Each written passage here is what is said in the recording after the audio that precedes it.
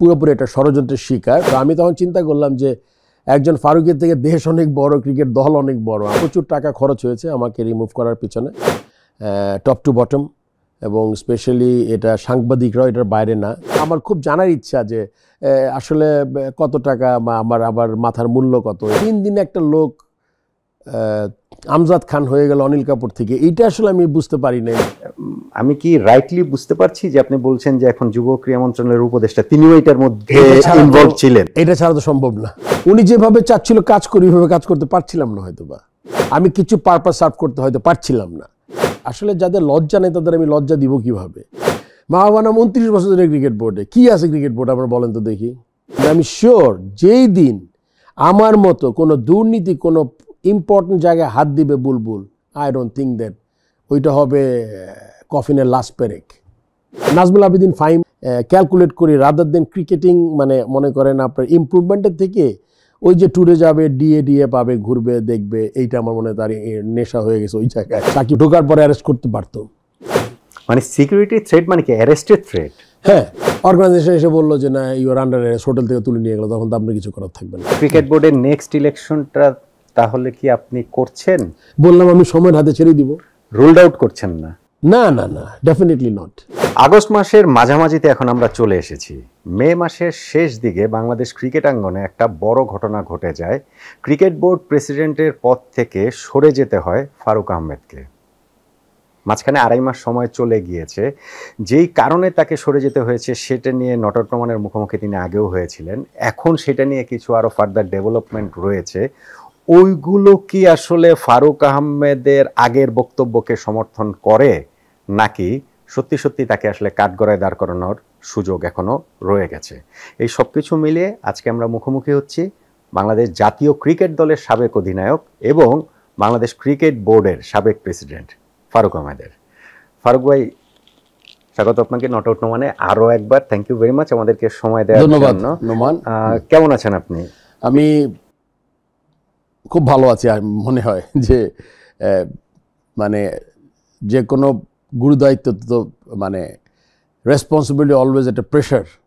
So এই responsibility যেহেতু এখন কম নাই, মানে ক্রিকেট বোর্ডেরটা নাই, নিজস্ব ব্যক্তিগত কিছু রেসপন্সিবিলিটি আছে, ওগুলোর জন্য তো ওইটা আসলে অতটা ইন্টেন্স না যেটা ক্রিকেট বোর্ড আমার কাছ থেকে নিয়েছিল, যতটা সময় এবং ইন্টেন্সিটি। আপনি তো প্রায় 2.5 মাস হলো ক্রিকেটের সঙ্গে নেই, মানে ক্রিকেট বোর্ডে নেই, ইনফ্যাক্ট বোর্ড প্রেসিডেন্ট হিসেবে নেই। বাংলাদেশের ক্রিকেটটা কি আপনি ফলো করছেন কিনা? হ্যাঁ, ফলো তো অবশ্যই করছি, বিকজ ক্রিকেট তো আসলে যতই বলি একটা পজিশনে থাকা আর পজিশন না থাকলেও, মানে এমন হতো যে আমি শুধুমাত্র বাংলাদেশের সাবেক প্রেসিডেন্ট, তাহলে জিনিসটা ডিফারেন্ট হতো।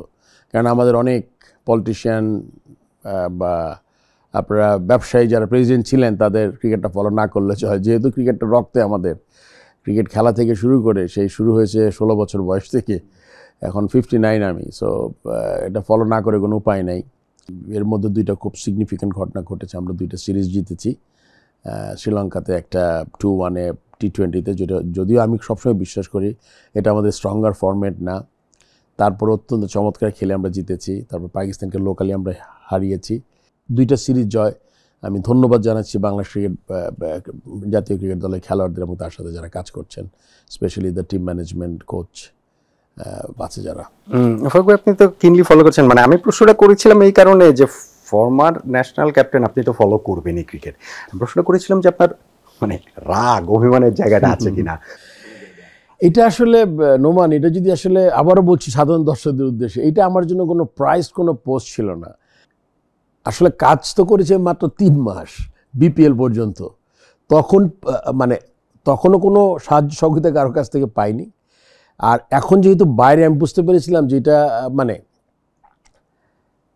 এই যে আমি বাইরে, এটাই হওয়ার কথা ছিল, কিন্তু যেহেতু আমি এই গভর্নমেন্টের সময় মনোনীত হয়েছিলাম, তখন আমি মনে করেছিলাম যে এই গভর্নমেন্ট অ্যাটলিস্ট আমাকে ব্যাক করবে, so that with other ods আমি হয়তো এই কাজগুলো করে যেতে পারবো। বাট আমার মনে হয় যে পুরোপুরি একটা ষড়যন্ত্রের শিকার। প্রথম 2-3 মাস পরে আমি বুঝতে পেরেছি যে আমার জন্য কাজটা খুব ডিফিকাল্ট হবে, এবং যদি আমি যারা এমপ্লয়ার, মানে আমার ক্রীড়া মন্ত্রণালয়, সে যদি আমাকে ফুল ব্যাক না করে দিলে আমার এখানে থাকা যাবে না। ইভেনচুয়ালি তাই হয়েছে আসলে। আপনি একটা বিসিবি পরিচালকের পদ থেকে আপনাকে যে সরিয়ে দিয়েছিল, মানে এনএসসির যে ওইখানটা তারা যে ইয়েটা মনোনয়নটা সরিয়ে দিয়েছিল, এই সিদ্ধান্তকে চ্যালেঞ্জ করে আপনি একটা হাইকোর্টে রিট করেছিলেন, ওইটার কি হয়েছিল? রিটটা কি খারিজ হয়ে গেছে? না, রিটটা এখনো আছে। এখানে একটা কথা বলিনি, আসলে আমরা স্বাধীন দেশে অনেক স্বপ্ন নিয়ে এসেছিলাম। তো আমার অপসারণটা আবারও দর্শক যদি খেয়াল করেন, বৃহস্পতিবার রাতে 11:30টায় আমার পরিচালক পদ গেছে।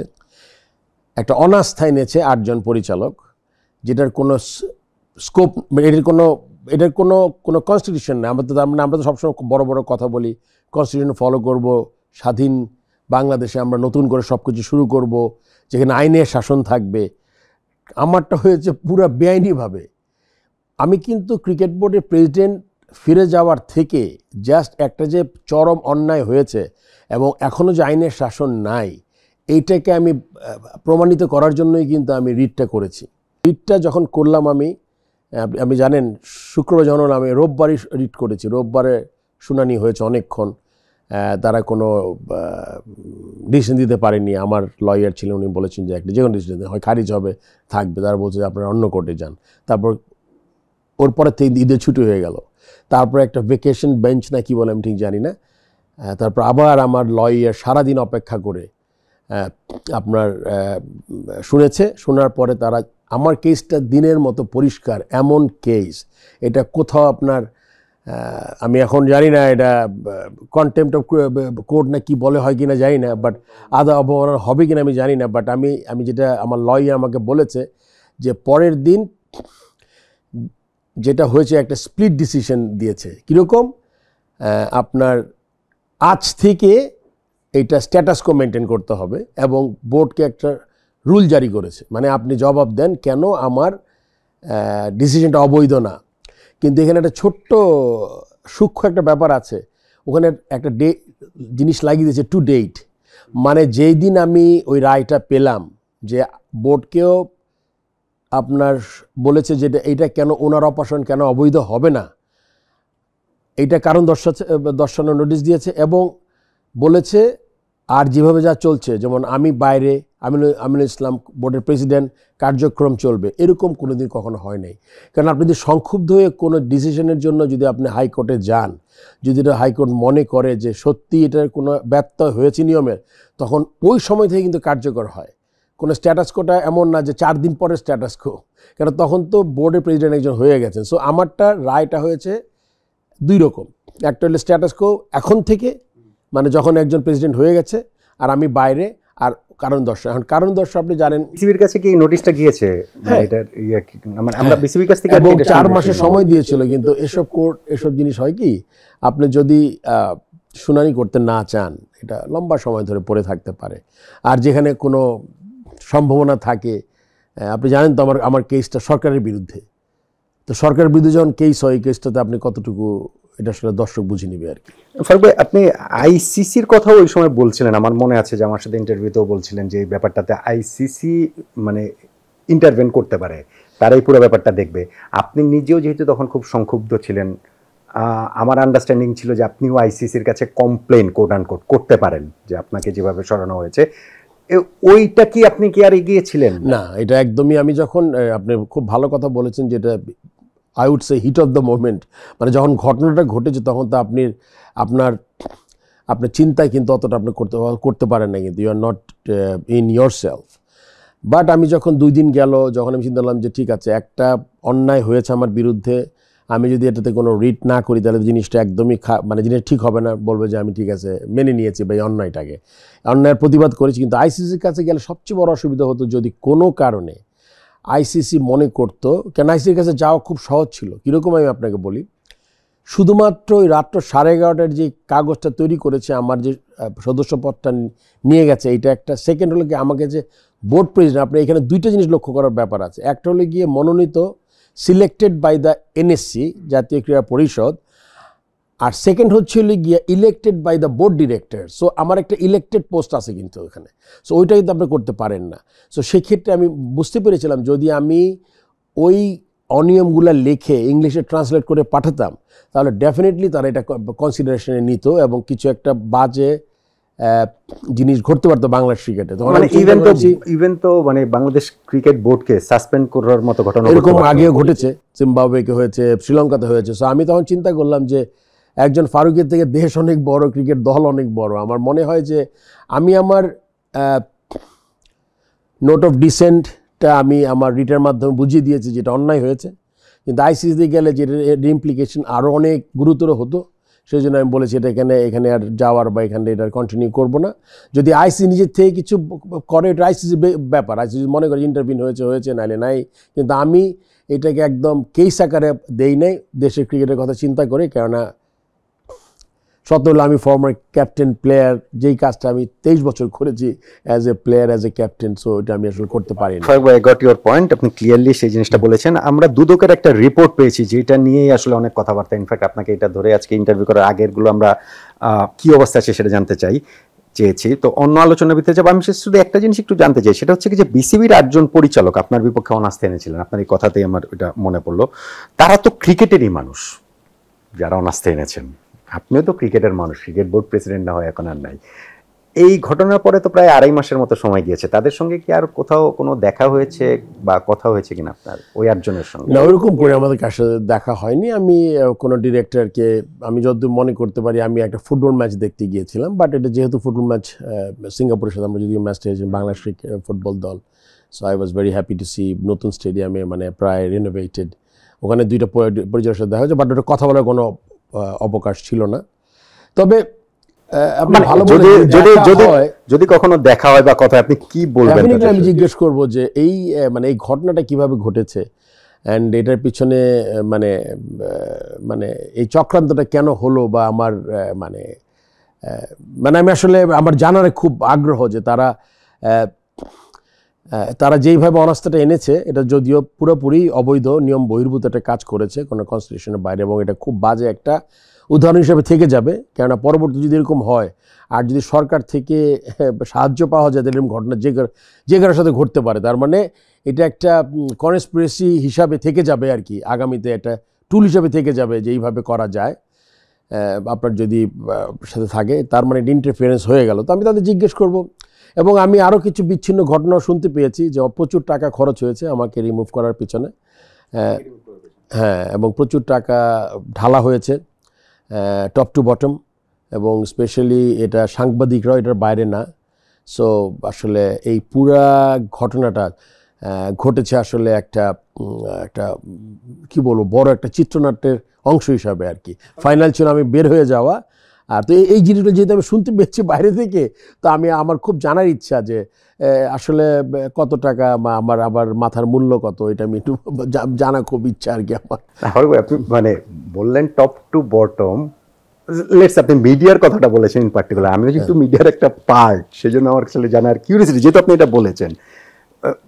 মিডিয়াতে কি আপনার ধারণা যে এইখানে টাকা ঢালা হয়েছে, মানে ধারণা হওয়ার আপনার মিডিয়ার ক্ষমতাটা তো আসলে আমাকে রিমুভ করে না, মিডিয়া রাস্তাটা তৈরি করে দেওয়া আর কি। কিরকম, আপনি মনে করেন একজন কর্তব্যবিদ, আপনি এক জায়গায় কাজ করেন, আপনার নামে যদি অনেক কিছু লেখা হয় উদ্দেশ্যভাবে মিথ্যা সংবাদ, তখন কিন্তু আপনার এমপ্লয়ার যে আপনাকে কাজটা দিয়েছে, তাদের কিন্তু মনে একবার আসবে এবং তাদের পথটা সুগম করে দেওয়া। তারাও যদি চায় যে একে সরাই দেওয়া হোক, আপনার জনমত তৈরি হয়ে গেছে, মিথ্যাভাবেই হোক আর যেভাবেই হোক, ওই কাজটা ফ্যাসিলিটেট করা, যেটা আমরা বলি, ফ্যাসিলিটেট করেছে আর কি।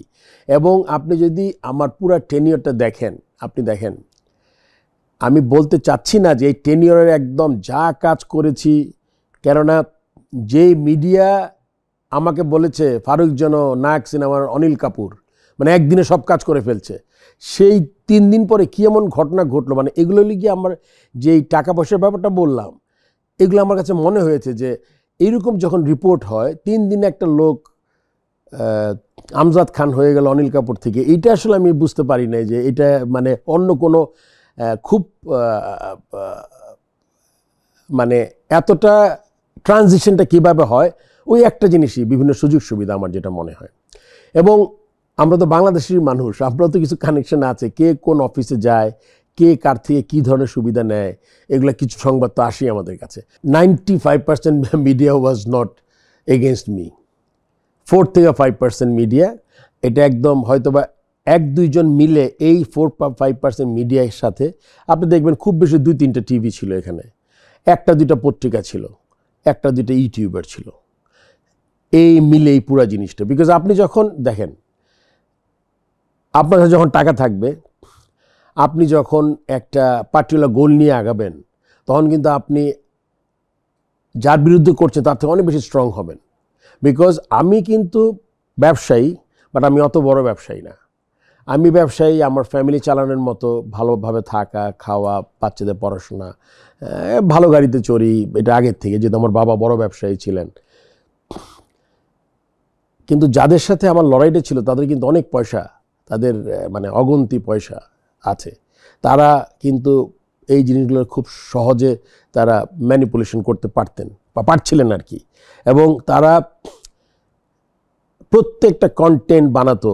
আপনি যদি কন্টেন্টগুলো দেখেন, আর কন্টেন্টগুলোর যেই কোয়ালিটি আর কন্টেন্টগুলো যেভাবে বানাতে হতো, মানে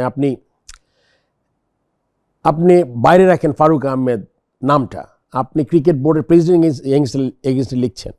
ধরেন আপনি ক্রিকেটই তো আপনি কন্টেন্ট বানান, আপনি স্পোর্টসের কন্টেন্ট বানান, কিন্তু মেজর ইভেন্ট কিন্তু আপনি ক্রিকেটকে নিয়ে, because you love cricket, you been doing it for a long time. So আপনি যেই পেশাতে আছেন, যেই পেশাটাকে, যেই খেলাটা আপনার পেশাকে অনেক দূর এগিয়ে নিয়ে যায়, এবং ওই খেলার সর্বোচ্চ ব্যক্তি XYZ মনে করেন, তার সম্বন্ধে এত ডিফেমিং, এত ডিমেনিং লেখা, এটা কিন্তু এইটা একটা খুব বাজে উদাহরণ হিসাবে রয়ে যায় বাংলাদেশ ক্রিকেটে। কারণ আপনি তখন চিন্তা করবেন, পয়সা থাকলে কার বিরুদ্ধে চক্রান্ত করতে হলে আপনার প্রথম মিডিয়ার একটা গ্রুপকে সাথে নেবেন আপনি, তারপর তার সাথে যে ধরনের সাহায্য সহযোগিতা হবে আপনি বলে দিবেন মিথ্যা। মিডিয়ার কথাটা আপনি ডিটেইলসই বললেন, আপনি বলছেন টপ টু বটম। আমি টপ জিনিসটা বুঝি না। আপনি বাংলাদেশ ক্রিকেট বোর্ড প্রেসিডেন্ট, আপনার টপকে যে নিয়ে আপনাকে সরানোর, যিনি বা যারা আপনাকে সরানোর এই প্রক্রিয়ার সঙ্গে কোট আনকোট ষড়যন্ত্র যেটা আপনি বলছেন সেটার সঙ্গে জড়িত, টপ জিনিসটা আসলে কে বা কারা? টপ তো ডেফিনেটলি তো ইটস অবভিয়াস যে আমার এমপ্লয়ার যে ছিল ক্রীড়া মন্ত্রণালয়। আমি যখন কোয়েশ্চেন করেছিলাম যে কারণটা কি, মানে I was so shocked, because যে লোকগুলো ছিল আগের বোর্ডের সাথে তারা রয়ে গেছে, আমি আসলাম বাইরে থেকে, আবার আমি চলে গেলাম ওই সময়। তো এটা বোঝার জন্য খুব একটা বেশি গবেষণার প্রয়োজন হয় না। তার মানে কি সবাই অ্যালাইন হয়েছে, মানে যারা আমাকে সরাতে চাচ্ছিলেন বোর্ড থেকে অ্যান্ড যারা টপ লেভেলে আছেন তারা অ্যালাইন হয়েছে। টপ লেভেল তো আপনি বলছেন যুব ক্রীড়া মন্ত্রণালয়, যারা আপনাকে নিয়োগকর্তা, যুব ক্রীড়া মন্ত্রণালয় তো একটা ভেগ জিনিস না, সেখানকার তো দায়িত্বপ্রাপ্ত লোকজন আছেন। আমাদের উপদেষ্টা মহোদয় আছেন, নাসিম মাহমুদ আছেন, তার সাথে তার কিছু এমপ্লয়িজও আছেন তার সাথে কাজ। আপনি কি মনে করেন যে আপনাকে এই যে বাংলাদেশ ক্রিকেট বোর্ডের প্রেসিডেন্টের দায়িত্ব থেকে যে সরানো হয়েছে, সেইখানে আমি ইন্টারভিউ করেছি এবং আমি বিভিন্ন জায়গায় আপনার ইন্টারভিউ যা দেখেছি বা পড়েছি, সব জায়গায় আপনি ক্রিকেট বোর্ডের পরিচালক বা আপনি ইন্টারনাল এই ষড়যন্ত্রের কথাটাই বলেছেন। আমি কি রাইটলি বুঝতে পারছি যে আপনি বলছেন যে এখন যুব ক্রীড়া মন্ত্রণালয়ের উপদেষ্টা তিনিও এটার মধ্যে ইনভলভ ছিলেন? এটা ছাড়া তো সম্ভব না, কেননা আমার রিমুভালটা তো পুরোপুরি ছিল হলে যুব ক্রীড়া মন্ত্রণালয়ের কাছে, রাইট? আমার নিয়োগ এবং রিমুভাল। আচ্ছা, উনার তো দেখা উচিত ছিল যে অনাস্থাটা যে আসলো, আসলে এটা তো এত পরিষ্কার। 3টা ডিরেক্টর ছিল দেশের বাইরে। একটা ডিরেক্টর ইন্টারভিউতে বলেছে যে 29 তারিখে জমা দিয়েছে, যে 28-29 তারিখে অনাস্থাটা, সে সাইন করেছে 30 তারিখে। 2জনের সাইনটা কাট পেস্ট করেছে। একজন ছিল পাকিস্তান নাজমুল আবেদিন ফাহিম, আর খুব সম্ভবত সালাউদ্দিন, উনি ছিলেন ক্যানাডাতে। আর মঞ্জু, ওনার মায়ের শরীর খারাপ ছিল, উনি পরের দিন সই করেছে, এবং আর সবার মৌখিক একটা নিয়েছে যে আপনারা সাইন করে দেন। এই যে অনাস্থাটা, আপনি প্রথম দেখবেন যে যেই অনাস্থাটা আসছে এটা কোথাও আসে নাকি। একটা ক্রিকেট বোর্ডের কয়েকজন পরিচালক মিলে যুব ক্রীড়া মন্ত্রণালয়কে এই কাগজটা পাঠাতে পারেন কি না? পারেন না। তার মানে এটা আপনি তখনই, উনি যদি না সায় থাকতো না, তখনই না করে দিতে পারতেন, যেটা তো নিয়মের মধ্যে কিছুই হচ্ছে না। ক্রীড়া উপদেষ্টা আসিফ মাহমুদের ইন্টারেস্টটা কি এখানে? সেটা তো আসলে আমার জন্য বলা খুব ডিফিকাল্ট। এটা আমি এই মুহূর্তে, মানে উনি তো আপনাকে এনেছেন, মানে আমি যেভাবেই হোক, উনি যেভাবে চাচ্ছিল কাজ করি, ওইভাবে কাজ করতে পারছিলাম না হয়তো বা। সেইটা কি শুধু ক্রিকেটীয় বিষয়ে?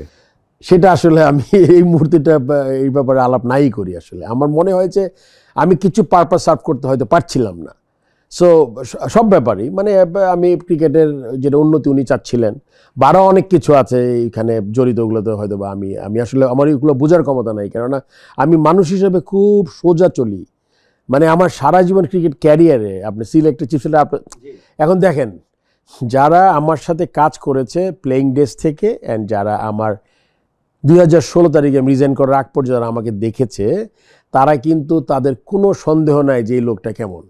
কিন্তু আমার যেই ইয়াং নিউ জেনারেশন, তার কাছে কিন্তু আমার অনেক কিছু প্রুফ করার ছিল, এবং দুঃখজনকভাবে হলো সত্যি যে আমার যে মেধাটা ছিল, যে মেধাটা ক্যান বি মানে খুব ভালো ফ্লারিশ করতে পারতো, সেটা কিন্তু করতে পারে না জাস্ট বিকজ অফ এই মানে আনুষাঙ্গিক ষড়যন্ত্র বলেন যে এই জিনিসগুলোর জন্য। তো এখন আসলে আর তেমন কিছু বলার না। ক্রিয়া উপদেষ্টার কথাটা আমার কাছে ইন্টারেস্টিং লাগলো, আপনি যেটা বললেন এটা আমার কাছে ইন্টারেস্টিং লাগলো।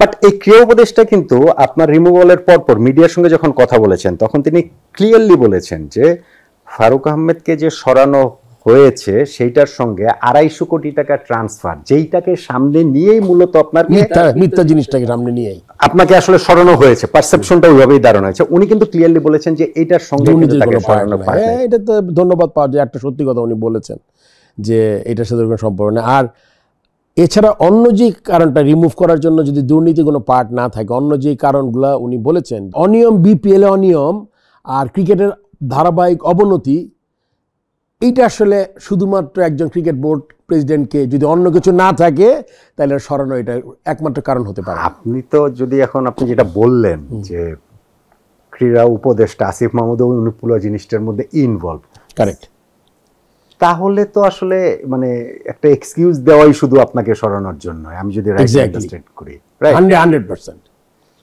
ওকে ওকে ওকে। ওনার সঙ্গে কি এরপরে আর আপনার কখনো কোনো কথা হয়েছে? ওই যে ফুটবল খেলা দেখতে গিয়েছিলাম, it was very kind of him, he was like sitting বেশ দূরে এসে আমার সাথে হ্যান্ডশেক করেছে, যে আমার কুশলাদি বিনিময় হয়েছে, কেমন আছেন আপনি। আপনি তো আপনার আর্ট পরিচালককে জিজ্ঞেস করবেন বলছিলেন যে এটা দেখি ওইখানে মানে উনি ওই যে ওই সময় ওনার সাথে কি কোনো সময় যদি হয় তাহলে ওনাকেও কি জিজ্ঞেস করবেন? আমি জিজ্ঞেস করবো যে আপনি কার প্ররোচনায় বা আপনি কি চিন্তা করে আবার করবো। আমি একবার করেছিলাম, আমাকে যখন রিমুভ করা হয়েছে তার আগে তার সাথে আমার একটা 1-on-1 আলোচনা হয়েছে, এবং ওই আলোচনায় আসলে আমার মানে আল্লাহ একটা ভালো জিনিস দিয়েছে। আমি মনে করি যে আমি মানে এভারেজের চেয়ে একটু বেশি মেধাবী আমার মনে হয়, এটা আমার গর্ব হতে পারে, বাট আমার মনে হয়, কেননা যে জিনিস অ্যানালাইসিস করি, পড়াশোনায় খুব ভালো ছিলাম। সো আলোচনার মাঝখানে আমি একজন পরিচালক ফোন আসছে, ওনার ফোনে আমি এটা দেখে ফেলেছি। সো এগুলো সব আনকাট মানে সেন্সার্ড জিনিস, এগুলা এইটা আমাকে সবচেয়ে বেশি পড়ায়। আমার কিন্তু ক্রিকেট বোর্ডের পোস্ট পড়ায় না, আমার যেই মানহানি হয়েছে এখানে এসে, এবং মিথ্যাভাবে এমন হতো যে আমি একটা দোষ করেছি, এরা তো আসলে কিচ্ছু নিয়ে আসতে পারে না, বিকজ আমি কিছু করি নাই, আই হ্যাভেন ডান নাথিং। মানে রাদার দেন বাংলাদেশ ক্রিকেটের ইম্প্রুভমেন্টের জিনিসগুলো ছাড়া তারা কিন্তু ঘুরে ফিরে ওই ট্রান্সফার জিজ্ঞেস করি নাই, পরিচালকদের বলল যে ট্রান্সফার করেছে, এরা জানে না, ইন্টারভিউ করলো। আসলে যাদের লজ্জা নেই তাদের আমি লজ্জা দিব কিভাবে? তারা সিগনেচার করেছে, প্রত্যেকটা নোটশিট হয়, ট্রান্সফার, উত্তোলন, সব কিছুতে তারা সিগনেচার করেছে, আমি সিগনেটারিও না। এবং একসময় তারা উল্লেখ করলো যে এই কাজগুলো করেছে টাকা ট্রান্সফার হওয়ার পরে, ওইটাও মিথ্যা কথা। এখনো বোঝা যাচ্ছে যে তীব্র একটা কষ্ট আছে, এবং প্রবাবলি এই কষ্টটা আপনার সবসময়ই থাকবে, থেকে যাবে আমার, because I don't deserve it, I deserve much more than that. Because এমন হতো আমি আসছি, আই এম এ পলিটিশিয়ান, আমার পুরা পেশা ভিন্ন, আমার এখানে বসানো হয়েছে, আমি এখানে চলে গেছি, শেষ। কিন্তু না, আই ডিজার্ভ মোর। অ্যান্ড যখন আপনি তদবির করে এই জায়গায় আসি নাই, আমাকে মানে আমার জীবন ছিল ব্যবসায়ী, ব্যবসা, ফ্যামিলি নিয়ে এসে আমাকে হঠাৎ করে বলেন যে গুরুদায়িত্ব নেন আপনি, নেওয়ার পরে মিথ্যা অপবাদ দিয়ে সরাই দিলেন আপনি। তো এইটা তো আমি ডিজার্ভ করি না আসলে। কিন্তু যখন দুদক এখন একটা রিপোর্ট দেয়, মানে রিপোর্টটা গত মাসেই দিয়েছে, প্রায় মাসখানেক আগে, কিন্তু রিপোর্টটা মিডিয়াতে এসেছে বা আমরা প্রকাশ্যে জানতে পেরেছি কয়েকদিন আগে মাত্র, যে সেইখানে আপনাকে একটা ক্লিন চিট দেওয়া হয়েছে যে না, 250 কোটি টাকার লেনদেনের যে বিষয়টা, সেইখানে ফারুক আহমেদের তখনকার বোর্ড প্রেসিডেন্ট, তার কোনো এখানে ইনভলভমেন্ট নাই, বাংলাদেশ ক্রিকেট বোর্ডের গ্রেটার ইন্টারেস্টে সেই জিনিসটা করা হয়েছে। দুদকের ওই তদন্ত প্রতিবেদনটার মধ্যে সেই জিনিসটা আছে। 13ই জুলাই প্রবাবলি এটা তারা জমা দিয়েছে। অবশ্যই আপনি কখন জানতে পেরেছেন? আমরা জানতে পেরেছি 3-4 দিন আগে, 4-5 দিন আগে, 5 দিন আগে। এবার আপনি দেখেন ক্রিকেট বোর্ড যে স্বচ্ছতার কথা বলে, আপনি বলেন আপনি এমন একটা রিপোর্ট এত ইম্পর্টেন্ট, 3-4টা খুব গুরুত্বপূর্ণ বিষয় আছে, আপনি হয়তো প্রসঙ্গত আসবেন আগামীতে। এই রিপোর্টটা আপনার 3 সপ্তাহ পরে আমরা হাতে পেলাম। সেটা তো ক্রিকেট বোর্ড দেয় নাই, ক্রিকেট বোর্ড তো আমাদের জানায়, লিক হয়েছে। হ্যাঁ, মিডিয়াতে আসছে। আপনি দেখেন ক্রিকেট বোর্ডের কাজের ধরনটা দেখেন। আপনি সব কিছুতে লুকানো, সব কিছুতে লুকোচুরি মানেটা কি? এটা একটা দুর্নীতির আখড়া। আমি যেই কয়েক মাস কাজ করেছি, মানে আমি দুদকের যারা আসছিলেন এনফোর্সমেন্ট, তাদের বলছিলাম যে আপনারা কাগজ নিয়ে খামাখা কষ্ট করা দরকার নেই। আপনি হাঁটবেন, কোনো টেবিলে গিয়ে একটা কাগজ দিবেন, ওই কাগজে দেখবেন যে আপনার কতটা অসংলগ্নতা আছে হিসাবে, টাকা পয়সা। সো ফারুক ভাই, আমার যেটা প্রশ্ন মূল সেটা হচ্ছে দুদকের এই রিপোর্টটা আপনার জন্য একটা বিরাট রিলিফ কিনা? এইটারও মিক্সড। প্রথমেই অনেক ধন্যবাদ জানাচ্ছি আমি, মানে সত্যি জিনিসটা সে সত্যিভাবে উপস্থাপন করেছে দুদক। অবশ্যই কাগজপত্রের ভিত্তিতে, মুখের কথায় না। তারা প্রতিটা কাগজ পুঙ্খানুপুঙ্খ পর্যালোচনা করেছে, করার পরে তারা ক্লিন চিট দিয়েছে। এই জন্য আমি ওই এনফোর্সমেন্টের হেড ছিলেন খুব সুন্দর রাজু নামেন একজন ডেপুটি ডিরেক্টর বা অ্যাসিস্ট্যান্ট ডিরেক্টর হবেন, উনি দিয়েছেন। আমি খুবই খুশি, আমি কৃতজ্ঞ। এই কৃতজ্ঞতা মেইনলি যারা আমাকে চেনে না, যারা আমার সম্বন্ধে একটা ভুল পারসেপশন তৈরি করেছে, যেই সাংবাদিক গ্রুপ, খুব ছোট্ট ফ্র্যাকশন, এবং যেই পরিচালকরা ওদের ফিট করে, যে ছোট্ট ফ্র্যাকশনকে আপনার ফিট করেছে মানুষকে পারসেপশন তৈরি আমাকে ডিফেম করার জন্য। এবং আপনার টপও, হ্যাঁ, টপও ক্লিন চিট দিয়েছে দুদক। এখন আমার সবার কাছে ক্লিয়ার যে আমি এইসব ব্যাপারটা একটা মিথ্যা জিনিসকে তারা অলমোস্ট সত্যি বানিয়ে ফেলেছিলেন। এই জন্য দুদক এই ক্লিন চিটটা খুব জরুরি ছিল আমার জন্য, স্পেশালি যারা আমাকে ব্যক্তিগতভাবে চিনেন না। যারা ব্যক্তিগতভাবে চিনেন তাদের কাছে আমার নতুন করে আমাকে পরিচয় করার দরকার নেই, কারণ তারা আমাকে দেখেছে কেউ 15 বছর, কেউ 20 বছর, কেউ 30 বছর। তারা আমার কাজের ধরন সব দিকে জানে, সিলেক্টর হিসাবে, ক্যাপ্টেন হিসাবে, প্লেয়ার হিসাবে জানে। কিন্তু নতুন যে জেনারেশন, তার কাছে গেছে যে এই জায়গায় কিচ্ছু পাওয়া যায়নি, এটা পুরোটাই মিথ্যা ছিল। এইটা আপনি বলছেন যে যারা আমাকে চেনেন তাদের কাছ থেকে আমার নতুন করে আর ইয়ে করার কিছু নেই। তারপর একটা আনুষ্ঠানিকতার তো একটা ব্যাপার রয়েছে। দুদক যখন আপনাকে সেই ক্লিন চিট দেয়, আসিফ মাহমুদের কথা, যার কথা আপনি পার্টিকুলারলি মানে মেনশন করেই বলেছেন যে আপনাকে এই সরানোটা তার নজরেও ছিল, মানে তিনিও এটার হ্যাঁ হি ইজ এ পার্ট, অবশ্যই এই ষড়যন্ত্রের তিনিও একটা পার্ট। ষড়যন্ত্রের পার্ট, এটা কতটুকু, এটা খুব হার্শ কিনা জানি না, বাট তারা সবাই অ্যালাইন ছিল একটা সময়ে। কেননা আমি তো তাহলে মনে করেন প্রথম 3 মাসের মধ্যে I should have been removed, যদি সে প্রথমেই পার্ট হতো। কিন্তু আস্তে আস্তে সে যে অ্যালাইন হয়েছে এদের সাথে, এটা তো পরিষ্কার। এখন 2-3 দিন আগে একটা রিপোর্ট আসছে দৈনিক সমকালে, আপনার ওইটা রিলেটেডই, সেই জন্য আমি প্রশ্নটা আসলে করছি। সেটা হচ্ছে কি যে বাংলাদেশ ক্রিকেট বোর্ডের 52 কোটি টাকা একটা ব্যাংকে রয়েছে, সেইখান থেকে তারা 2 কোটি টাকা, যেই ব্যাংকে আপনি আপনার সময় টাকাটা ট্রান্সফার যে করেছেন 250 কোটি টাকা, তার thank you for saying that. আমার সময়ে, আপনার শুধু আমি না, আপনি না, আপনার সময়, আপনি তো সিগনেটরি, আপনি তো সাইনও করেন নাই। আপনার সময় যে 250 কোটি টাকা গেছে, তার মানে 52 কোটি টাকা একটা ব্যাংকে রয়েছে। সেইখান থেকে 2 কোটি টাকা বাংলাদেশ ক্রিকেট বোর্ড পরীক্ষামূলকভাবে ওঠাতে চেয়েছে, কিন্তু 1 মাস ধরে সেই জিনিসটা তারা পারছে না। সো এটা কি আসলে একটু মানে এইটা একটা হাস্যকর রিপোর্ট না? কিন্তু আমি আপনাকে বলে দিচ্ছি, নাকি খুব উদ্বিগ্ন হওয়ার মতো না। আপনি আমার কথাটা শুনেন আগে, কেন এটা হাস্যকর। আপনি দেখেন ওইটার হেডিংয়ে আছে, একটি রেড জোন ব্যাংক থেকে একটা গ্রিন জোন ব্যাংকে গেছে টাকা 52 কোটি টাকা। না, হেডিং না, এই যেখানে শুরুতেই আছে যে তিনি যে ব্যাংক, আপনি ওখানে হেডিং ঠিক না, পাশাপাশি একটা যে ব্লক লেটার থাকে, আপনি রিপোর্টে যদি আপনার কাছে থাকে, জি আমার কাছে আপনি আছে, দেখেন মাঝখানের দিকে লেখা আছে যে গ্রিন জোনের ব্যাংকে গেছে রেড জোন থেকে। এটা ফাইম সিনা মাহবানামকে ধন্যবাদ দিতেই হয়, ওনারা টাকাটা ট্রান্সফার করার সময় সই করেছেন। সো আপনি যদি গ্রিন জোনের কোনো ব্যাংক 4 মাস পরে কোনো জোনে যায়, এটা লিখে একটা সাইড, আপনি কিন্তু you are not someone that who can see future. মানে আমি আপনাকে বুঝতে পারলাম, গ্রিন জোনের ব্যাংক আপনি যখন তাড়াহুড়া করে আপনারা জানেন যে এই ব্যাংকটা খুব খারাপ অবস্থাতে, ফান্ডের তারল্য সংকট, বাংলাদেশ ব্যাংক থেকে যেই কাগজ বেরিয়েছে ক্যামেল রেটিং বলেন, বাংলাদেশ ব্যাংকের যে রেটিং আছে গ্রিন জোনের ব্যাংক, তখন আপনার ইনিশিয়াল চিন্তা কী হবে? রেড থেকে গ্রিনে যায়, রাইট? তো গ্রিনে যাওয়ার পরে তো এটাতে আর কোনো কোয়েশ্চেন থাকে না। আপনি 3 বছর পরে ব্যাংকটা ব্যাংক্রাপসি ফাইল করলো, তখন আপনি কি করবেন? এটা তো আপনার তো ফিউচার দেখতে পারেন না। আপনি দেখা হলো কারেন্ট সময় চিন্তা করে আপনি নেবেন। এবং ফাহিম সিনহা আর মামুনকে আবার ধন্যবাদ দিতে চাই, তারা রেড থেকে গ্রিনে গেছেন। সংবাদটা সেকেন্ড পার্টে আপনি আসেন। পরীক্ষামূলকভাবে 52 কোটি টাকা যদি কোথাও ফিক্সড ডিপোজিট যায়, আপনি কোনোভাবেই 2 কোটি টাকা তোলার চেষ্টা করতে পারবেন না। কিন্তু 52 কোটি টাকা কি একটাই ফিক্সড আমি ডিপোজিট নাকি? এটা আমি জানি না, এটা ভাঙা ভাঙা, এটা আসলে যেহেতু তারা সই করেছে তারা বলতে পারবেন। আপনি কোশ্চেনটা আমি আশা করবো আপনার যেই অ্যাকাউন্টেন্ট, সিইও মাহবানা অ্যান্ড ফাহিম সিনহাকে জিজ্ঞেস করতে হবে, কেননা প্রত্যেকটা ট্রানজ্যাকশনে এই দুইজন any one from the director, any one from the employee সই করেছে। তো তারা আচ্ছা আচ্ছা, হ্যাঁ আমি এখানে শেষ করতে দিচ্ছি। এখন আমার তাইলে আবার ক্রিকেট বোর্ডের হয়ে আমার গোয়েন্দাগিরি করতে হবে, আবার কোথাও অনুসন্ধান করতে হবে। এখন তারা কতটা তারা মানে নিউজটা করেছে এমনভাবে, আপনি দেখেন 2-3টা এখানে ফাঁক আছে। নাম প্রকাশ করার শর্তে একজন বোর্ড পরিচালক এইটা করেছেন, একটা কোড আছে, আরেকটা কোড আছে কোন ব্যাংক বলছি না। আপনি তো ব্যাংকের নামটা বলে দেন, ব্যাংকে তাহলে সবাই, তাহলে আপনি গিয়ে ব্যাংকে জিজ্ঞেস করেন আপনি কি এরকম কোনো চেক আসছিল, আপনার 2 কোটি ভাঙা দিয়েছে, আপনি দিতে পারেন না টাকা।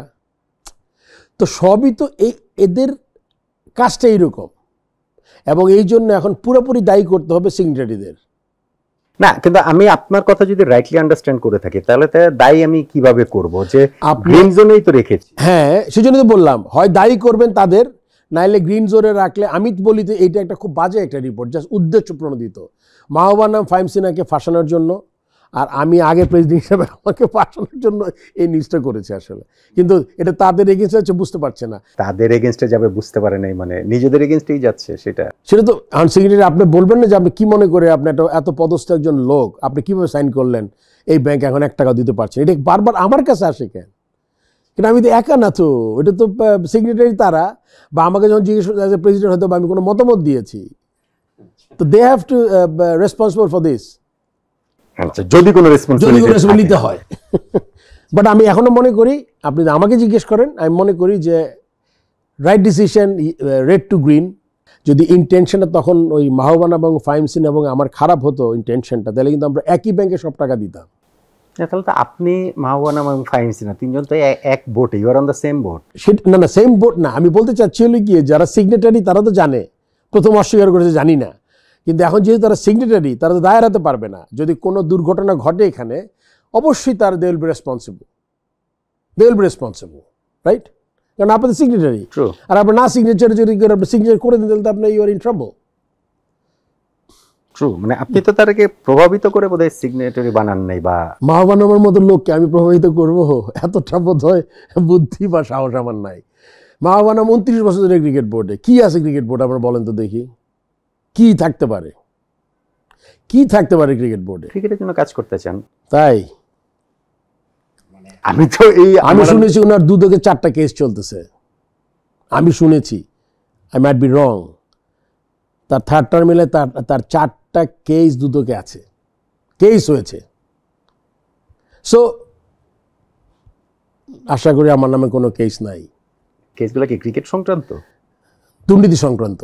সো আপনার দুর্নীতি যেখানে করবে, সব জায়গায় করবেন আপনি দুর্নীতি, যদি এখনো সে প্রুফ হয় না। আমার কথা বলা ঠিক হচ্ছে না আমি জানি, বাট তারপর আমি বলবো যে, যেমন আমার নামে কিন্তু কেস হয় নাই, দুদকে একটা ইনকোয়ারি গেছে। ইনকোয়ারি কীরকম, পত্রিকা আপনারা লিখেছেন, এবং ওই গ্রুপটা যারা যে দিনের পর দিন লিখেছে 250 চলে গেছে, প্রথম তো মানুষ মনে করেছে এই টাকাটা আমার পকেটে, তারপরে বললো না ট্রান্সফার হয়েছে, তারপরে তারা খতিয়ে দেখেছে যে 7.5%-8%-এর 11.5%-এ গেছে, এরা স্পন্সার দিয়েছে। সো আসলে একই কথা বারবার বলতে হচ্ছে না, আমি চাই মানুষ বুঝুক।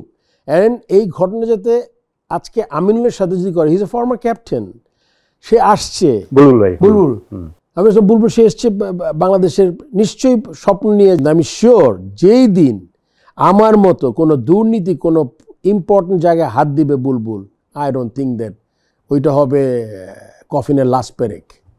আপনি বিপিএল এর কথা বলছিলেন, আপনি সময়টার কথাও বলছিলেন, আপনার কি এখন এসে মনে হয় যে ওই সময় আসলে বিপিএলটা না করলেও হতো? এটা কি আপনার মনে হয়েছে কিনা পরবর্তীতে? আমার কিন্তু এসব ব্যাপারে রিগ্রেট কম, Noman. All my life any decision I take আমার কনসিয়াস দিয়ে, আমার মেধা দিয়ে, and if it doesn't work out well I am ready to accept the blame. এটা কিন্তু সব মানুষ করতে পারে না, বাংলাদেশের ম্যাক্সিমাম মানুষ করতে পারে না। এটা একটা ডিসিশন নিবে, তারপর যখন এটা ব্যাকফায়ার করবে তখন কিন্তু সাথে উল্টা দিকে টার্ন করে। তো আমি কিন্তু না, that was the right decision and I take pride here যে I could host the BPL ডিসেম্বরে, যেটার প্রক্রিয়া শুরু করেছিলাম সেপ্টেম্বর থেকে। প্রথম যেটা আগে উল্লেখ করেছি, আবার বলছি, প্লেয়াররা কিন্তু সবচেয়ে বড় আমার জন্য ইমোশনের জায়গা ছিল। তামিম ইকবালের নেতৃত্বে মিরাজ, অনেক প্লেয়ার, মুশফিক, যে আপনি ফর্মার ক্যাপ্টেন, আপনি বিপিএলটা করেন, এমন একটা ভঙ্গুর অবস্থা। একটা টিম পালিয়ে গেছে, কুমিল্লা ভিক্টোরিয়ান্স, 2টা টিম ফ্র্যাঞ্চাইজি ফি দিতে পারে নাই, 4টা টিম ছিল। আমি মনে করেছি যদি 7টা টিমই আসে, 15টা বাংলাদেশি প্লেয়ার থাকলে 7-15 105টা প্লেয়ার পয়সা পাবে। আপনি যেটা বললেন যে আপনি যেটা ডিসিশন নিয়েছেন সেটাকে আপনি আমি রিগ্রেট করেন না, বাট যেমন এখন যখন তারা কিন্তু সেফ সাইডে খেলছে, প্লেয়ারদের কথা চিন্তা করছে না। এখন আপনার কি মনে হয়, এখন কি আপনার এটা মনে হয় যে ফ্র্যাঞ্চাইজি ওনার নির্ধারণ করার ক্ষেত্রে আপনাদের আরেকটু যাচাই বাছাই করার সুযোগ ছিল? ওই সময় ছিল না তখন। একদিন মনে করতে হয় যে বলছি আমি বারবার, 2024-এর সেপ্টেম্বরের কথা আমরা 2025-এ এসে আলাপ করছি অগাস্ট মাসে। এটা কিন্তু একটা বিরাট টাইম ডিফারেন্স আছে।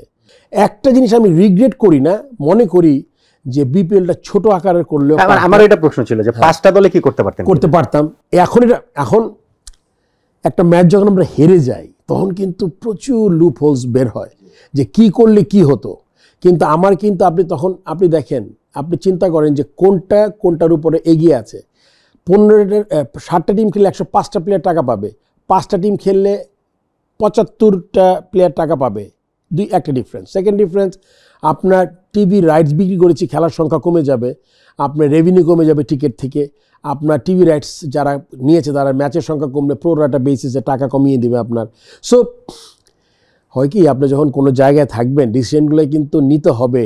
আর যখন আপনাকে আমি সবসময় বলি কি, সিলেকশন করি যখন থাকি আমরা, যে ডিবেটটি আমরা ড্রেসিং রুমে করি বা আমরা কমিটির মধ্যে করি, এটা যাতে যখন আমরা টিমটা বানিয়ে ফেলি তখন যাতে একটা কথা বাইরে না যায় যে অ্যানিমাসলি ডিসিশনটা হয়েছে, কিছু ডিবেট হয়েছে, কিন্তু এটা আমরা করি না। কারণ আমার তো তখন আসলে আমার ছিল হলে গিয়ে 8 জন আসলে আমার বিরোধী পক্ষ ক্রিকেট বোর্ডেই, 9 জন ইনফ্যাক্ট, বাইরেতে যে আসছিল সেও ছিল 9 জন। কেন?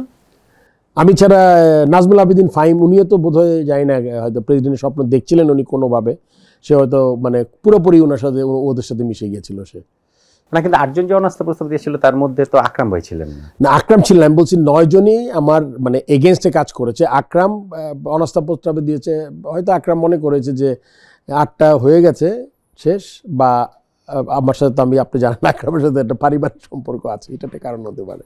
জাস্ট শুধু কয়েকটা জিনিস জানার আছে, সেটা হচ্ছে ক্রিকেট বোর্ডে এখনকার যিনি প্রেসিডেন্ট আমিনুল ইসলাম বুলবুলের সঙ্গে কি আপনার দেখা হয়েছে বা কথা হয়েছে? আমার একটা অনুষ্ঠানে, ওটাও খুব সামান্য অল্প সময়ের মধ্যে, আমি ওই 71 টিভিতে গিয়েছিলাম, ওখানে আমার কেমন আছেন ভালো বুলবুল দেখে আমি কংগ্রেচুলেট করেছি, and I wish him all the luck that.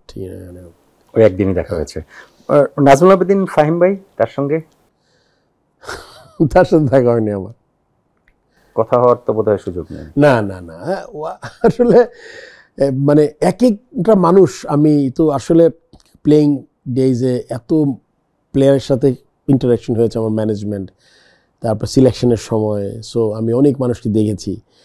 ইনি এমন একজন ক্যারেক্টার, সে কথার মালা খুব ভালো বলতে পারে, আপনার কথাতে বিমোহিত করে সম্মোহিত করবে আপনাকে। উনি কোন টিমে কোচিং করেছে, ক্রিকেট বোর্ডে কি ম্যানেজার না কি ছিলেন, কোনো এক সময় অ্যাসিস্ট্যান্ট ম্যানেজার না কি ছিলেন উনি। কিন্তু আমি খুব ভালো প্ল্যানিং মানে আমি তার কাছ থেকে দেখি নাই। উনি একটা ইন্টারভিউ, মনে করেন মানুষের সবচেয়ে বড় দোষ আমি যেটা মনে করি, আরেকজনের কাঁধে চাপায় দেওয়া। উনি কি টাইপ, মনে করেন যখন আমি পড়তে বেরিয়ে গেলাম, সে প্রথম কথা বলল যে এখন আমরা খুব শান্তিতে মানে ভালোভাবে কাজ করতে পারবো। উনি অপারেশনস অ্যান্ড মেয়েদের টিম টেক ওভার করেছে 6 মাস, আমি বেরোনোরও 3 মাস 4 মাস আগে। আর এমন কোনো জিনিস সে নিয়ে আসে না প্রেসিডেন্টের কাছে, সে একবার আমি বলেছি না এটা করেন না। সো এই যে একটা জিনিসের কথার পিছনে তখনই বোঝা যায় যে তার ক্যারেক্টার মানে খুব উইক ক্যারেক্টারের মানুষ, উনি weak. Only who can talk cannot deliver. বিদেশ ট্যুরে তো যেতে পারে না। এটা তো আমি দেখলাম যে প্রত্যেকটা ট্যুরে ছেলে মেয়ে। এখন আমার সন্দেহ হচ্ছে, কেননা উনি যেই দুইটা জায়গা সে ডেভেলপমেন্টে তো আসলে কাজ করতে হয়, মানে খুব একটা ইনসেন্টিভ হলে গিয়ে আপনার ক্রিকেট অপারেশনস আর মেয়েদের, কারণ মেয়েদের এখন আন্ডার-19 খেলা হয়, এই টিম খেলা হয়, ন্যাশনাল টিম খেলা হয়, প্রচুর ট্যুর আছে, ছেলেদের তো ট্যুর আছেই। তো সেগুলো আমার মনে হয় উনি ক্যালকুলেট করে রাদার দেন ক্রিকেটিং, মানে মনে করেন আপনার ইমপ্রুভমেন্টের থেকে ওই যে ট্যুরে যাবে, ডিএ পাবে, ঘুরবে, দেখবে, এইটা আমার মনে হয় তার নেশা হয়ে গেছে ওই জায়গায় বেশি, আমার মনে হয় আর কি। কর্মকাণ্ড তো আপনাকে বলে দিবে আপনি কি চাচ্ছেন, কোথায় যাচ্ছেন। আপনি এত সমালোচনা টিএডিএ নাম হওয়ার পরেও কিন্তু সেই যে শ্রীলঙ্কা থেকে ঘুরে আসলো, এটা তো মানুষ একটা লজ্জাও পায় যে না উনি গিয়ে কাজটা করেন কি, এটা আমি জানতে চাই। যেখানে আপনার উনি কি, আমার মনে হয় কি $400 করে পান, উনি 10 দিন থাকলে $4000, বাট যাই হোক এই হিসাবটা আমরা নাই করি। আর কাজটা উনি যে প্ল্যানিং উনি কথা বলবেন এখানে, আমার মনে হয় এটা এক ধরনের ডিস্টারবেন্স আসলে। উনির যে কাজটা, উনি কাজগুলো এখানেই করা দরকার। আপনি দেখেন শান্তর যে ক্যাপ্টেন্সি গেল, শান্ত গত বছরও আপনাকে ক্যাপ্টেন্সিটা ছেড়ে দিতে চেয়েছিলেন, আপনি মিটিং করেছেন, মিটিং করে তাকে বুঝিয়েছেন, তারপরে শান্ত ক্যাপ্টেন ছিলেন। কিন্তু শান্ত এখানে আমাদের পরবর্তীতে বলেছেন যে তিনি টি-20 ক্যাপ্টেন্সিটা নিজে ছেড়েছেন, টেস্ট এবং ওয়ানডে চালিয়ে যাবেন, এরকম একটা ইন্টারপ্রিটেশন আমরা তার প্রেস কনফারেন্সে পেয়েছি শ্রীলঙ্কা যাওয়ার আগে। সে আমার কাছ থেকে ওটাই চেয়েছে। জি, ওকে।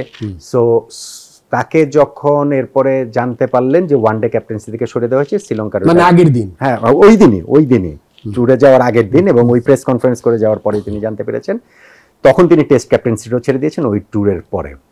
সো শান্তকে যেভাবে সরানো হলো, এইটাকে মানে 3 ক্যাপ্টেন্সি বললাম না যারা কাজে একদমই পটু না, অ্যান্ড চিন্তাতেও খুবই অপরিপক্ক।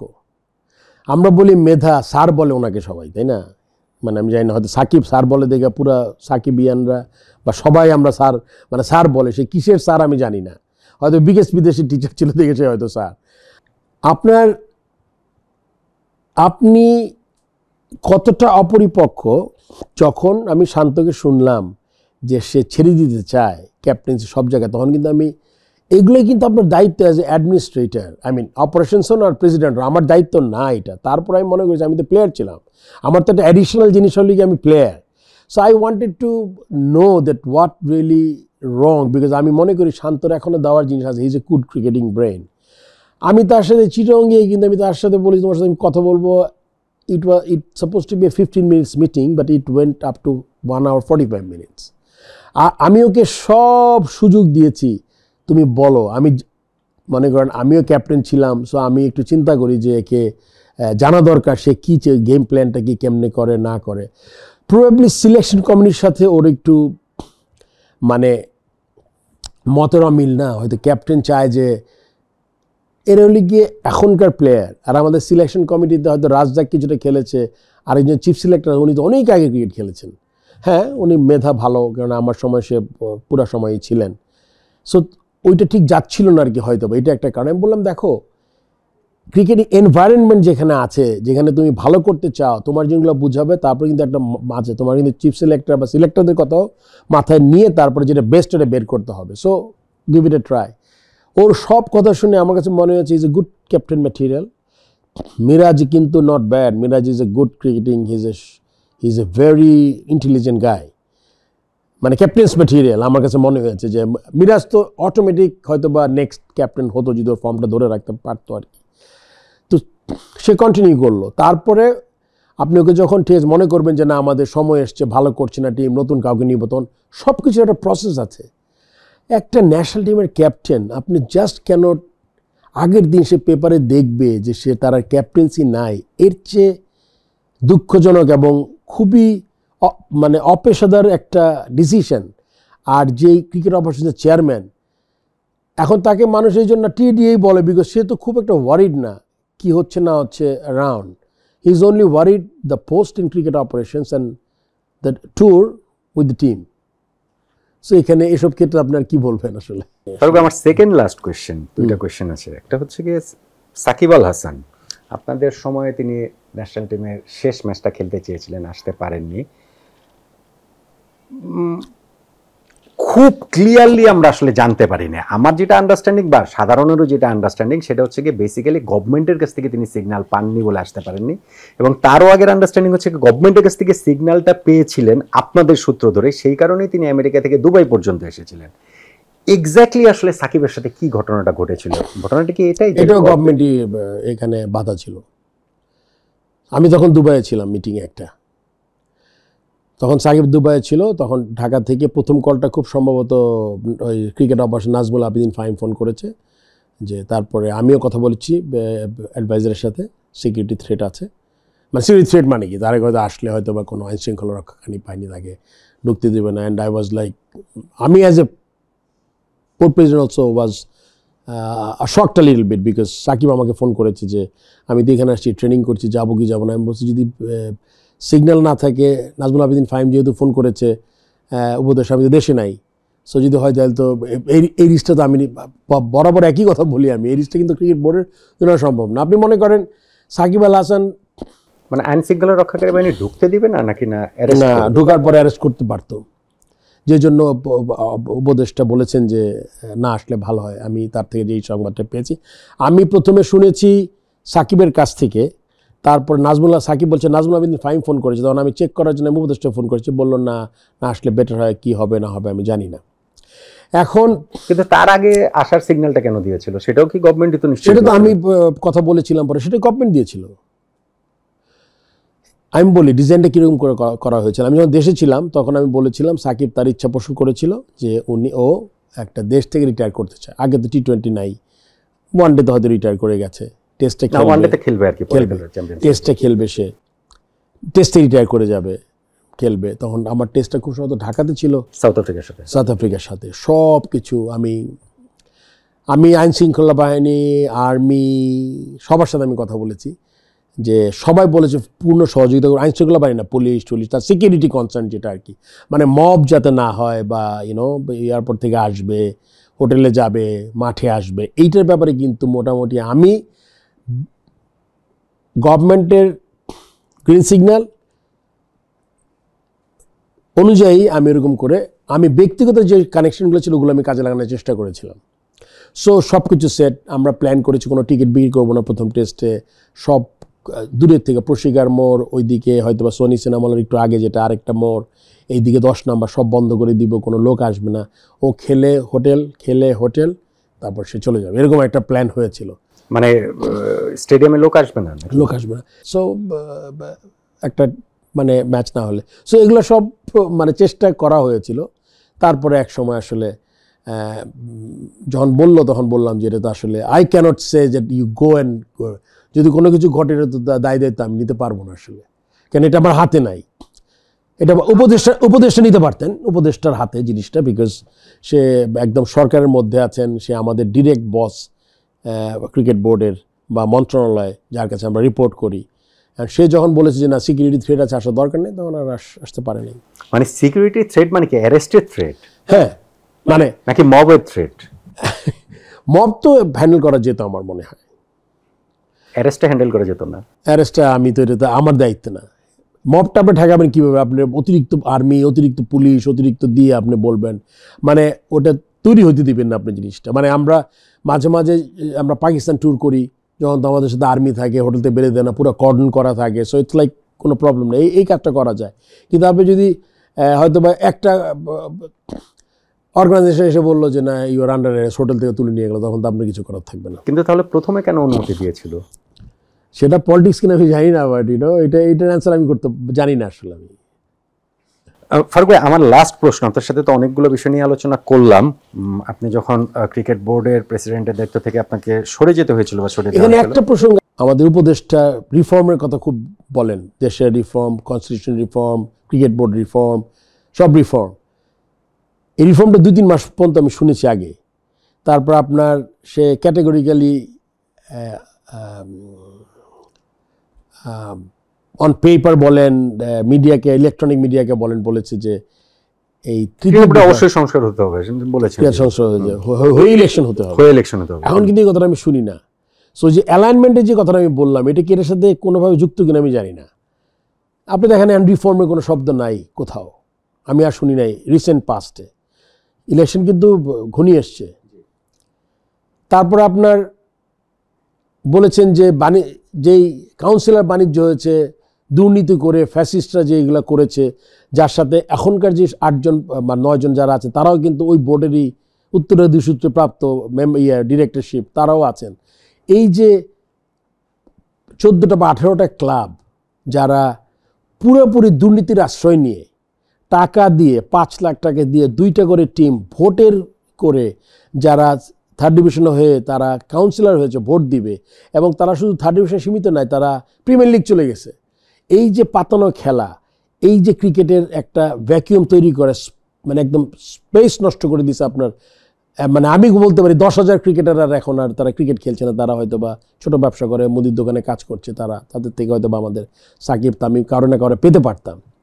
এই কাজটা যারা করলো, উনি মুখ দিয়ে বলেছেন। এখন আমি দেখার অপেক্ষায় এই যে ক্লাবগুলোর ব্যাপারে মন্ত্রণালয় কী ডিসিশন নেয়। কেননা আপনি যদি এই 14 বা 18টা ক্লাব এই আবার ভোটে ঢুকে আবার দুর্বৃত্তায়ন হবে, কেন এদের যারা তুলেছে, আপনি দেখবেন নতুন যে কমিটি জমা হয়েছে, এরা কিন্তু বেক্সিমকো, যেটা আমরা জানি সালমান রহমানের অর্গানাইজেশন, যার এই 14 থেকে 18টা, এটা কিন্তু এখন ভাগ হয়েছে। এই মাহওয়ানাম, ফাহিম সিনহা, অলরেডি নাম এসছে। আমি তো আমার মুখ থেকে বলছি না, আমি দুদকে রিপোর্টে দেখেছি, আমি খুব এলাবোরেট করেছি আর কি ওই 3য় বিভাগটা যে কীভাবে ক্রিকেট ধ্বংস করেছে, চেষ্টা করেছে, এবং এটা অধিকতর তদন্ত হওয়া উচিত। ফাইন্ডিংসে বলে দিয়েছে যে এই হয়েছে।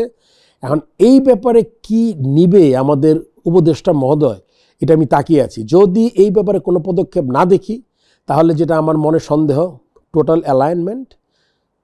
আর যদি দেখি এই ব্যাপারে কোনো পদক্ষেপ হয়েছে মন্ত্রণালয় থেকে, তাহলে বুঝবো যে না, উনি অ্যালাইনমেন্ট থেকে কিছুটা হলে বেরিয়ে আসছেন এবং বাংলাদেশ ক্রিকেট নিয়ে তিনি চিন্তা করছেন, এবং বাংলাদেশ ক্রিকেট যে উত্তরোত্তর এগিয়ে যায় এটার ব্যাপারে তিনি ভাবছেন। সো এই 2টা ব্যাপার অত্যন্ত গুরুত্বপূর্ণ তার কাছ থেকে। কনস্টিটিউশন রিফর্ম, যেটা অবৈধভাবে চলছে 2008-এর পরের, যেই আপনি জানেন যে আগের বোর্ড ভারতে যেই নাজমুল হাসান পাপন উনি যে আসছেন, তারা যেটা করেছেন, তারা পাশ কাটিয়ে এজিএম না করে একটা তৈরি করে কনস্টিটিউশন, তারপরে পরে এন্ডোর্স করেছেন টিএ করার পরে, ওইটা দিয়েই চলছে। এটা অবৈধ বলে কোর্টের রায় আছে, আমি কোর্টের কথা দিয়ে বলছি আর কি। সো আমি দেখতে চাই কনস্টিটিউশন রিফর্ম হয় কিনা ইলেকশনের আগে, আর এই 14টা বা 18টা টিমের ব্যাপারে কোনো পদক্ষেপ নেয় কিনা। আমার লাস্ট প্রশ্ন, বাংলাদেশ ক্রিকেট বোর্ডের তো ইলেকশন যে হবে সামনে, আপনার কি কোনো কারণে সেই ইলেকশন করার কোনো সুযোগ আছে, সম্ভাবনা আছে? আসলে আমি চাপ আছে, সময়টাকে কোনো দাবি আছে না, আমার সময়টাকে খুব ইম্পর্টেন্ট মনে করি। আমি খুব ব্যাপারে তাড়াহুড়ো করি না। তখনও কিন্তু কারো কাছ থেকে গিয়ে ওই দাঁড়িয়ে চেহারাটা দেখিয়ে 2টা বক্তব্য দিয়ে যে আমি নজর কাড়বো, ওরকম কিন্তু আমি করি নাই। কেননা এক একজন মানুষ এক এক রকম হয়। আপনি যদি মনে করেন যে আমাকে দরকার, আমি আপনার কাছে যাবো, আপনি দেখুন I am ready to help any time, but আমি সময় দেই সব কিছুতে। এবং আমি গেলে যারা আছে তাদের সাথে কাজ করার কোনো স্কোপই নাই, বিকজ এরা তো 25 বছর 15 বছর কিছু করতে পারে নাই, কিছু করে নাই। তারা খালি নীরব দর্শক। আর তাদের, আমি বোর্ড ডিরেক্টর, একটা জায়গায় গিয়ে একটা ব্যবসায়িক প্রতিষ্ঠানে, একটা যে কোনো জায়গায়, কারণ আপনি জানেন তো একটু কানেকশন দরকার হয় বাংলাদেশে, তো তাদের ওইরকম হব না আর কি। যদি স্কোপ আবার হয় যে আমাকে মনে করে যে আমি ক্রিকেটে কিছু দিতে পারবো, তাহলে ডেফিনেটলি, যদি এটা প্রক্রিয়া হয়, ইলেকশন হয়, যদি মনে করি যে না আমি মানে কিছু ভালো মানুষ আসবে বোর্ডে, কারণ এই বোর্ডের আমরা ইঞ্জিন পুরনো হইলে বলে ওভারহেলিং করতে হয়, মানে সব পার্টস বদলাইতে হবে। কেন এখানে আপনি, এটা যে কোনো অর্গানাইজেশনের চেয়ে খারাপ অর্গানাইজেশন। এখন প্রতিটা পদে পদে দুর্নীতি আছে এখানে।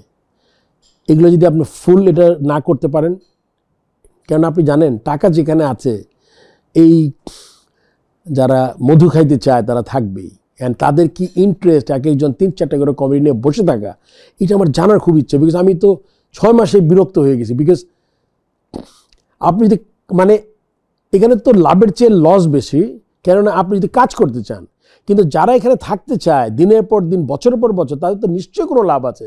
আপনি মনে করেন বাংলাদেশ ইনি অন্তপ্রাণ, আপনি আপনি অর্গানাইজারগুলো এখন দেখেন 8-9 জনরা বলেন, মানে বুলবুল ফর্মার ক্যাপ্টেন, ফর্মার আপনি যদি কম্পেয়ার করেন, ফাহিম সিনার বাবা ছিলেন অর্গানাইজার, ফাহিম সিনা তো অর্গানাইজার না, 3 বছর হয়েছে অর্গানাইজার হয়েছেন এই বোর্ডের সাথে, তাও ওনার বাবা ছিলেন থেকে আসছেন উনি। ইফতেখার মিঠু তার ম্যাক্সিমাম কোয়ালিটি হলে গিয়ে ওয়ারি ক্লাবের 12 ম্যান ছিল ফার্স্ট ডিভিশনে, এমন কোনো অর্গানাইজার না। মাহবুবা নাম কিছু ক্রিকেট খেলেছেন, পয়সা আছে, ইঞ্জিনিয়ার মানুষ, কিন্তু ক্রিকেটিং মেধা কতটুকু, হ্যাঁ টিম চালায়, অনেক দিন ধরে মডার্ন ক্লাবের সাথে আছে। আর মঞ্জু, স্বপন যারা আছেন, সালাদিনের সাথে আমি কাজ করছি ভালো, ইনামকে আমি মনে করি হি is a good worker. So পুরো বোর্ডটা আপনি যদি দেখেন, এক একজনের এজেন্ডা এক একটা, আর এর মধ্যে আঁকড়ে থাকতে হবে, প্রতিদিন মিটিং করে ষড়যন্ত্র করতে হবে, এইটা আমি বুঝি না। আপনাকে যদি মনে করেন আপনি ক্রিকেটের রিয়েলি উন্নতি চান, তাইলে আপনার কিন্তু কাজ করবেন এবং একসময় আপনার ছাড়তে হবে, নতুন জায়গা দিতে হবে। মাহবুবা নাম 29 বছর ধরে কেন রে ভাই, আমি এইটার কোনো উত্তর খুঁজে পাই না।